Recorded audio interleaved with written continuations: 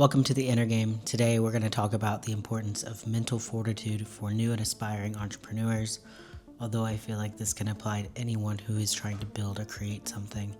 But first, let's talk about the Inner Game, what it is, and why we're here. The Inner Game of Success is a series that I'm doing to talk about the work that most entrepreneurs aren't doing. To make it easy, I'll read the description from the intro video. Success isn't just about what you do, it's about how you think, how you handle discomfort, and the mindset you bring to the process. If you're chasing something bigger in business, life, or anything in between, this is the part that matters the most. I wanted the first real episode of this series to be about mental fortitude because I feel like it is ground zero for the entire Inner Game. But it's also something that I'm thinking about on a daily basis right now. I tend to be a serial entrepreneur.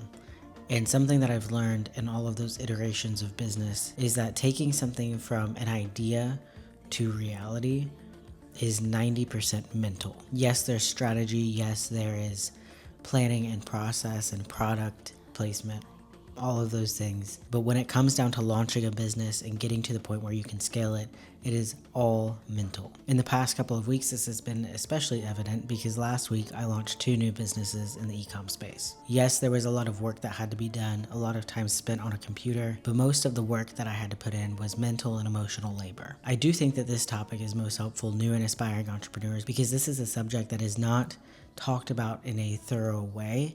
And whenever it is talked about, it's usually by people who have already really made it to where they wanted to be. So it can come off as like out of touch. They don't understand.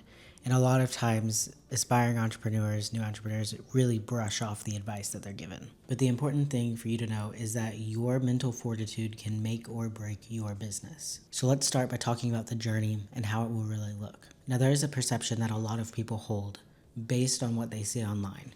And it's that you're going to have this idea and you're going to spend a certain amount of time pursuing that idea. And that pursuit is all about building it. It's about the strategy, the design, the planning, whatever type of business it is. For this video, we'll probably talk a lot about e-com. So maybe this is developing your product, sampling, planning it out, planning, what does your audience look like, how are you going to market it, all of that. And you spend all of this time, this block of time, pursuing a certain date, which is your launch. And you think about that launch, and a lot of people take on the assumption that it'll immediately take off. You're going to immediately start selling and selling and selling, and it's just going to be upward progress. This progress, this upward movement, the selling out of product, it's possible. Now, what makes it possible is if you have an existing engaged audience. So if you have a personal brand that has a lot of engaged followers and things like that, and you want to start an e-com brand, you can probably sell your product. Or if you've done a lot of groundwork prior to launch to build out your audience and engage them and get them bought in on your product before you sell it, then you might be good. But for most people, that is not the case. For a lot of people, they don't start building their audience until they're ready to go live. Because the reality is, a lot of new entrepreneurs do not have the capital to spend to build an audience. And they also aren't willing to take the time to build it organically. So what ends up happening on this day, on launch day for this business, is that there is a trickle. I can't even draw a line that shows how small that growth can be. But maybe you have the early adopters who buy in immediately. This could mean 100 sales if you have that existing audience, but it could also mean 2 sales. It could mean very low numbers. And you'll have this initial bump. And typically what I've seen happen in my own businesses, but also what I know has happened with many people I've talked to, is that there is, I'll draw this kind of bigger, there's an immediate downturn after that initial bump. So you have this progress where maybe you have some people sign up, you have some purchases, whatever it is, and you get really excited and you're like, okay, here we go. This is it. Because I think that's something that a lot of us get trapped into, is thinking every time we do something, this is going to be the one. And it can be. But if you're putting that expectation on something immediately and not staying very stable mentally, then it's not going to go well for you. Because you have to be prepared for this dip. Now, this dip here is probably the hardest thing I've experienced as an entrepreneur, and the hardest thing that a lot of people I know have gone through. Because you have no idea how long this is going to last. No, I'm not saying this drops down and you have zero sales, zero signups, zero progress. Not at all. But that is often what it can feel like. You have an initial momentum and you think we're going to keep going up, but then it drops off. And it feels like things get really stagnant. Nothing's moving, nothing's happening. Why am I even doing this? This is where all of the self-doubt comes into play. I think that the hardest thing about this period is that you have no idea how long it'll last, and ultimately it's up to you and whether or not you want to persist. So this could take a very long time to eventually start to grow, right? Or it could be more of a temporary dip where you can then take off from there. And there's no way to know. But what is most important is that in this period, in this block of time where you're waiting for that exponential growth that may or may not come, is that you commit to your goal. You commit to your journey. Because if you can stand by it and continue to optimize and iterate and learn and push and not get desperate, not kind of squeeze the life out of your business and your project, then you can find that growth. Then you can get to this curve where things get exciting. Now, we already kind of talked about it, but I want to talk about it more. And that's your commitment. Oftentimes, I see entrepreneurs getting into business because they want very quick wins. They want something that is going to make them money overnight. They say, I saw this guy on YouTube who started drop shipping. He made 10K in a month. That's great. But what you have to know is that those people who are shouting those numbers very loudly, number one, they're either lying, or number two, they're outliers. Oftentimes, it might be a little bit of both. I'm not questioning all the people who find immediate success in things, but I know how easy it is to take numbers and represent them in a way that makes you look very, very good. But the people that you look at that are making a lot of money, doing very, very well, usually had a very, very slow journey. This makes me think about someone like Daniel Dalen, who has openly talked about how he has pursued many things before. He lost it all, had to start from scratch, and now he has found his success. That took him years and years of work. So why should you expect to find that overnight? Another example to think about is Mint in New York. It's easy to look at that brand now and understand how successful they are.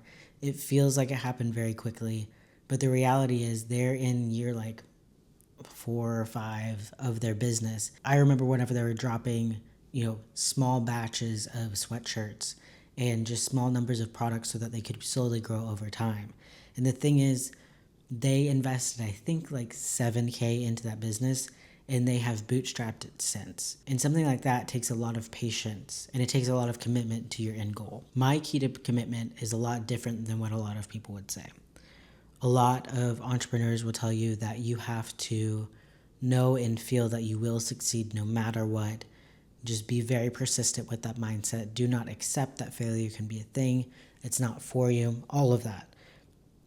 I approach it differently because I know that a very, very high percentage of businesses do not work out. I've had businesses that haven't worked out, and I have businesses that have worked out.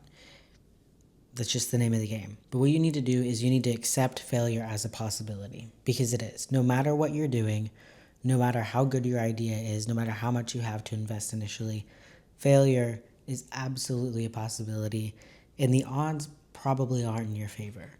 Now, once you can accept this and say, okay, I know that, I understand it, I'm willing to embrace it, the question to ask yourself is, do you still do it? Do you still build the business? Do you still pursue this? If you know the odds are stacked against you, are you committed enough to yourself and the goals and the dreams and the life that you want that you're willing to still go after it, put your all into it, and take that risk? If the answer to this is yes, then you're absolutely ready. Then you're ready to go forward. If the answer is not an immediate yes, then you need to take a minute. You need to take some time, because a lot of people struggle to embrace failure as an option.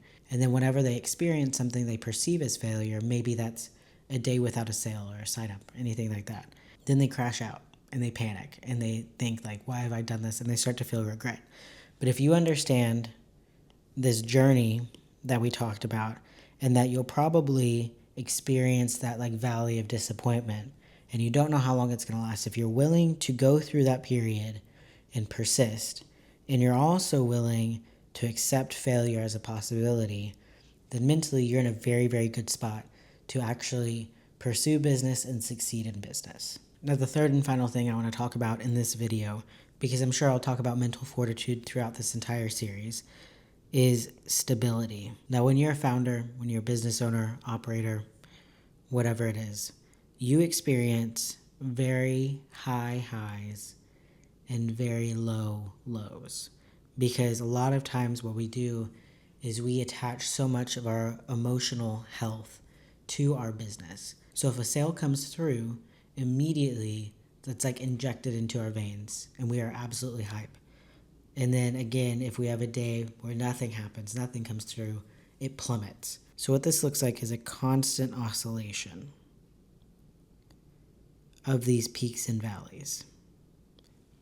And this will never end. And maybe this oscillation is still taking you upward. That's the goal. But it's still going to feel like this. Even if you're going upward, those valleys will still feel pretty bad. And those peaks will feel phenomenal. So I want you to look at this and consider kind of the stable middle ground of this. And understand that the important part is that you are able to manage just how high the highs are and just how low the lows are. So in these moments, whenever you're feeling like you're on top of the world, how do you react? If you are immediately going on a spending spree, throwing a party, celebrating, acting like, it's the biggest day of your life every single time, then you are setting yourself up for so much disappointment. But if you are able to take it and say, cool, this is good, I am grateful for that, I am happy it's happening, and now we move on. If you're able to do that and stay not completely neutral, but just more level-headed, it's going to benefit you. Similarly here, on these lows, how do you react? Now, I think that this is something that kills a lot of business owners. This is what burns them out. This is what gets them exhausted. It's what gets them overly emotional and reactive, is that they're letting themselves celebrate too high and they're also letting themselves drop too low. So in these moments where something doesn't work out in the way that you want it to, whether it's like the business's performance or there's a logistical issue or an issue with a partner you're working with, anything like that, there's so many things that go wrong. How do you show up? How do you react? Are you immediately saying, this is the worst day of my life, everything's going to fail, this is awful, why is this happening to me? And taking it very personally. Are you reacting like that? Are you getting pissed off and yelling and getting angry? Or are you able to stay stable? So what this looks like in practice is we're going to draw our stable middle ground again.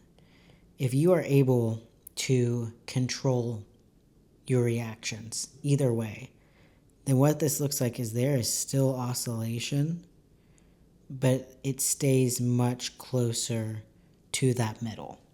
So yes, you can celebrate these highs, but it's like I said, you should show gratitude. You should acknowledge it. You can sit in that moment and appreciate it for a minute. You never want to brush off a win. You don't want to say, that's expected, whatever, we'll move on. You want to pull in that energy and embrace it. So don't ignore the good things that happen, but take a moment for it. Don't be overreactive to it, and then move on. Stay as close to that stable middle ground as you can. And then the same thing down here is don't take every speed bump personally. There will be things that go wrong. There will be things that don't work out in the way that you want to.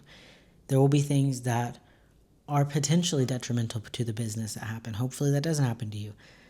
But if you are able to stay very stable, very level-headed, not only are you going to make better decisions and have a clear head whenever you're trying to approach the problem solving, but it's also going to have less impact on you emotionally. So it's separating yourself from those outcomes in a way. It's saying, yes, this happened, but it's not personal. It's not happening to me. It's just happening, and it's separate from myself. Then you're able to look at it more as a third party and say, okay, what is the logical way to approach this? Something that I tend to do whenever I'm experiencing one of these lows is I try to view it like it's happening to one of my clients and not to me. So if they were experiencing this, how would I advise that they move forward? What would I do to remediate it, to fix it, and move forward? Now, like I said, there is an entire world to the mental fortitude of entrepreneurs, how important it is, and I could talk for hours about it. But these three pieces are, in my opinion, the most important to understand whenever you are building a business, especially whenever you are building your first business.